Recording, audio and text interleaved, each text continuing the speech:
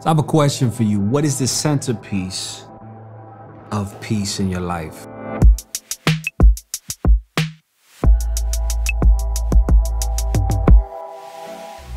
A lot of times we struggle with overworking and asking ourselves, how will all the work get done in our life? There's always something to do. You see, Martha, the sister of Mary and Lazarus, knew of only one answer to this question. Martha worked hard to make sure every detail was handled and every job was done so that everybody was taken care of. This all changed the day that she encountered Jesus. He challenged her to see beyond the work that needed to be done and understand that although details are important, the most important thing was right in front of her. And that was him. That was Jesus. Jesus wanted to teach Martha that while there is nothing wrong with working hard or the details that are swirling all around us, sometimes the most important work to do is simply to rest and enjoy his presence. In an age when time seems to swirl faster around us and only get faster as you get more responsibilities, there's always work to be done, or at least it feels that way.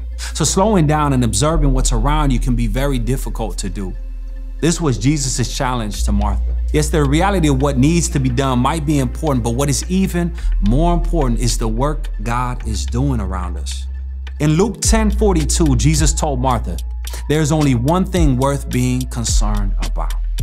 That one thing was him, his words being spoken and his work being done in front of her. And while the Lord's work often calls us to work with him, other times it just asks us to stop, rest, and observe what he is already doing. So are you stopping, resting, listening, and observing what God may be up to in your life or around you?